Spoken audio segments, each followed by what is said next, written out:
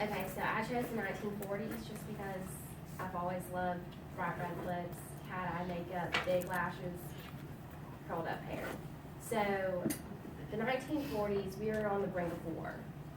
And so all eligible men 18 and over were shipped off. So women had to work in the factories and we had to take over all the jobs throughout America. So coast to coast, women were in the factories, we were in the fields, we were in the army doing mechanics and stuff like that, things that weren't really heard of at that time.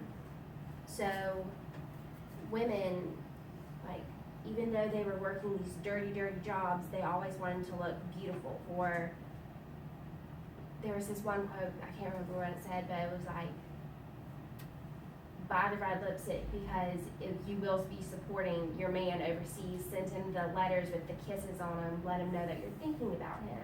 And I just thought that was super sweet. And so makeup had to become more like transportable. So we had to ditch the loose powder of the 20s and the 30s for the, like, it was called pancake powder because it was in a compact, it was portable. You just took your pad, put it on while you were working. You were good to get portable lipstick, spray on rouge instead of powder or cream. So everything had to become more portable. And since we were on the brink of war, many items became scarce, which changed the fashion industry. So fabrics such as nylon, leather, wool, and metals used for buttons and clips and stuff, we couldn't use them. So what women had to do is that they had to get really good at DIY. So they would paint on their nylons.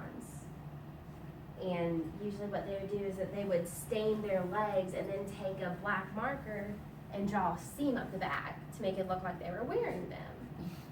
And I know. So we had to become very resourceful, and we did. We stepped up to the plate.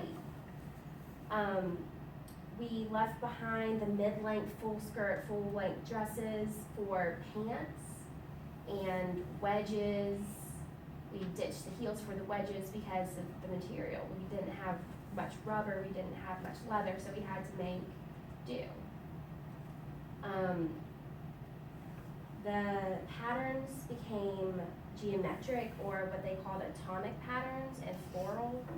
There weren't many of the pretty lacy tulle anymore. And khaki and army green became two of the very main colors of dress.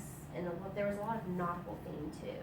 Because, I mean, patriotism, you support your boys overseas, that's just what we were doing.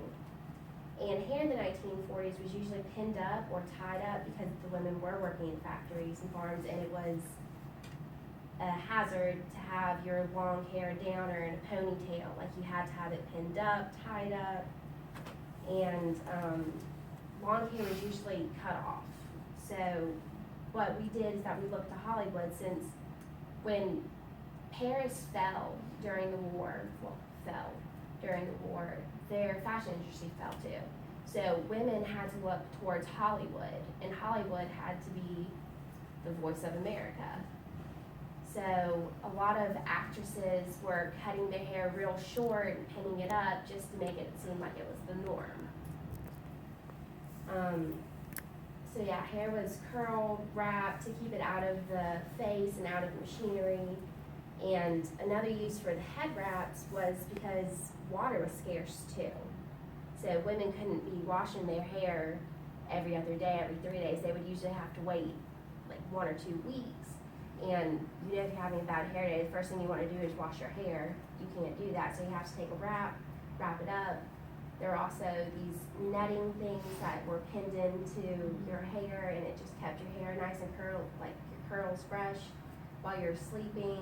And there are these things that they were calling turbans, that they would literally take this large like piece of cotton fabric, fold it up, and wrap around their head just so they could get out and be presentable.